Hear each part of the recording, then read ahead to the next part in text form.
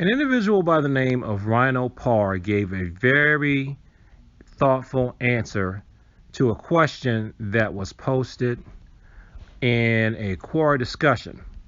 The question was posted by David Erickson, and it was, which martial art which martial art or martial arts techniques is best for defending against wild haymakers and rapid fire punches in street defense? So that's what David Erickson asked. And what I'm going to read to you and comment on is what Rhino Parr said. Oh, free tidbit in that discussion. And I'm going to put a link to the original discussion below. Someone talked about how they beat up a karate practitioner by using a standard double leg takedown that you learn in wrestling. I don't know, because I never formally took wrestling. I just worked out with wrestlers. Did a double leg takedown, got the guy on the ground, and then went to do a right hook, and the fight was over. So this is what Rhino Parr wrote.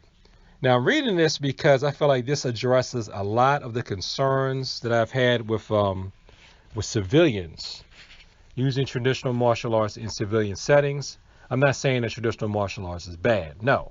But this will be why I came up with the idea of making striking your primary, and then also getting a good grasp and some throw pin so that you can have things to go to besides just being percussive. And does that mean, so I think MMA is better than everything else? No.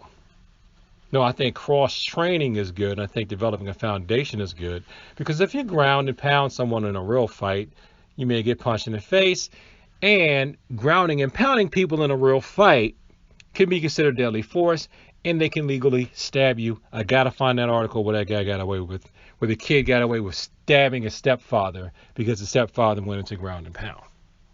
Anyway, and I should be able to use this by fair use. Fair use. All right. So this is what Rhino Parr wrote in February 21st, 2020. I have always viewed the fancy stuff as being training for reaching that total control of the body. There was a time in my youth when I worked weekends as a bouncer and trained full time in a very traditional karate school. A year in, I could do single-handed handstand push-ups, catching 80 miles per hour fastball barehanded in a batting cage, and shattered a rib cage of a dead pig with 2 punches. It was almost like the unbelievable things you see in the movies. Yes. Because, you see, that's why you need the quote-unquote the fancy stuff in the pretty forms. There are a lot of people, man, they are just not in touch with their body. I know I was one of them. And, like, the rest of y'all could take some boxing lessons and some wrestling lessons and be fine because you're in touch with your body. Everybody else needs 1Z, 2Z, formsies, in addition to the stuff that people think is more combat effective, because their brain is just not talking to their body. They need it. It's hard for you to know what I'm talking about if you haven't seen it. One manifestation of it is a condition called neuropraxia. Look it up. Neuropraxia. Please look that up if you don't know what I'm talking about. Okay, back to the article. At work, keeping order in a biker bar, I doubt I threw more than 10 punches in 2 years. Block or slip, trap or twist, and if he kept going, either break the arm or dislocate the shoulder or start choking. The one time I, quote, fought was when my partner was late to the argument and I had to drop my dummy and bust his buddy's jaw, which was with a pure luck evasion, honestly, mostly loss of balance and a wild haymaker. Now, us regular civilians who don't have bouncer authority, who are not cops, we can't get away with this. So this is where you could block or twist or trap the arm, and if you kept going, instead of breaking the arm, you could make the person tap out or hold them down, or just block or twist, slip, twist or trap, push them away and escape. Okay? If you're a civilian and it's not your job, see, if he's a bouncer, it's his job to run into danger. If you're a civilian, your job is not to run into danger unless you have no other choice. All right. I never studied anything but that one style. All the rest was weapons, mostly swords, from Kendo to Hema. I'm thinking that's historical European martial arts. But I agree with the posters here that fancy, S-H-I-T, has no place in a real fight. I slightly disagree with that. If you got the skill to put it off and it happens, then it happens and just keep going. I would say don't try to force fancy. No, don't do that. Another thing, it was a different as a bouncer, whereas I had to protect my clientele, including the drunk idiot I was having to tackle. But as a private individual, if I'm threatened enough that I need to fight, I'll be using some handy weapon and finishing the fight in 1 or 2 potentially lethal shots. Fighting stopped being enjoyable the day I quit bouncing. If I do it today, it's because my opponent has given me a fight or flight to the death threat and I can't run. Someone said something like that in his seminar that he did before recording this. Like I said, at that point, I'd rather have a 2-foot piece of pipe, a gun, or favorite, but rather unlikely, a well-made small sword. Talk about ending a fight quickly, try 3 holes through the throat. Now, I'm not going to say that he's bad or he's wrong, because that would end a fight. And weapons are a great way to end fights. But civilians, especially those of us who, let's say, tend to draw the attention of Karens, we can't get away with that. And you may not be able to have your hands on a weapon. So if you don't have your hands on a weapon and you can't get away with that, then your weapon needs to be your empty hands. These are my empty hands. I will use them. That used to be like a student, part of a lot of student creeds used to hear way back in the day. You can't always carry a weapon around with you. And if you work like I do, like in like federal buildings on my day job, I can't walk around with a weapon. I'm not going to be able to get away with that. And if something happens there where I have to defend myself, I have to truly be defensive. And these days with cell phones and things like that, see, if somebody is trying to kill you, right? They're like twice your size. They're trying to kill you. And somebody pulls out their cell phone. They may not record the part where the person was calling you all kinds of names and charged you like a rhino from out of nowhere, no pun intended, right? They'll just record the part where you're sticking them, and then that's what everybody sees, and then that's what's in court, and then that's what puts you in jail. Even though if you didn't fight that person barehanded, you would end up in a hospital, deep, plugged up to something, deep, deep, deep, deep, deep. See that, no, the optics won't care about that. But if you resort to using your traditional, non-weapon techniques, you should be fine. Now, I'm not against weapons, even though I typically tend not to teach weapons. For my system, I have people learn their weapons later, even though they're not, I should say, you're required to do the weapons later, but I introduce weapons concepts sooner, and I'm going to start more serious study of weapons on my own. In addition to stuff that I've learned from like the military and from different family members. All right. Now this part is where we get into the things where I'm talking about the concerns, and these are good ones. Okay. He says, I quit bouncing after giving a guy I liked brain damage when he got drunk and rowdy. I cracked his head off a table, getting him wrapped up, and he was never the same. Violence sucks, even in self-defense.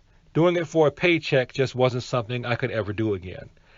All that training and practice, all that perfect control did no good, and I didn't keep a decent guy safe when he needed me. See, that's why the whole hard response to everything and not thinking about degrees of force and how you tend to be trained when you come out of the military. Because, the military is preparing you for war. The military is not wrong. They are preparing you for war. If you're in a war zone, you have to go to war. If you're in a war zone where somebody may try to kill you, you need to kill them before they kill you. Right? But Joe Civilian, somebody may be trying to kill you or could possibly kill you, or they don't realize that they could kill you. So you have to be able to resolve the conflict, protect yourself, and at the same time, you might have to knock them out, but not kill them. And that's why if you study something like a Cecil martial art, but Cecil is not the only method that has that. There are a lot of other people who will try to get you to do degrees of force. Don't just respond to everything, with palm strike, punch, kicking people in the head, throwing them on the head for a pound, or choking them out till they can't breathe anymore. No, don't just go to ground and pound. You have to think about what you're doing. And that's why arts like Aikido, which I would really like to dive into more. Hopefully this pandemic will be over one day. That's why they teach this redirect and blend and transfer the energy out and that type of thing. And those of us who come from a punch kick background, there are people that are against block, I'll say parry, but you know what I'm talking about. Defensive moves. All of you reading this thread, remember, no matter how good you are, that a piece of ice on the floor is smarter, more dangerous, and way more patient than you will ever be. And the overconfident fool who ever, after dribbles, might tell you the same thing if he could concentrate long enough to answer. So that was a beautiful response. And speaking to the ice on the floor, yeah, that's right. Because no matter how fresh you are, you can still trip and slip and fall and hit your head and die. And that was one reason why I used to, believe it or not, I've practiced doing forms on ice. That's not something I would tell anybody to do if you don't have at least a black belt. And you know how to fall. Like you fall well enough for a judoka to give you the thumbs up on it. So if you don't know what that is and what I'm talking about, don't practice on ice. You got to be to the point to where, like I did one time, I was walking. It was real icy outside. I slipped so hard that my feet were where my head should be, and my head was pointing at the ground. But because I was really good at falling, and I had the striking background, I blocked the ground. I threw the up block at the ground, rolled over it, came back up on my feet, and kept going.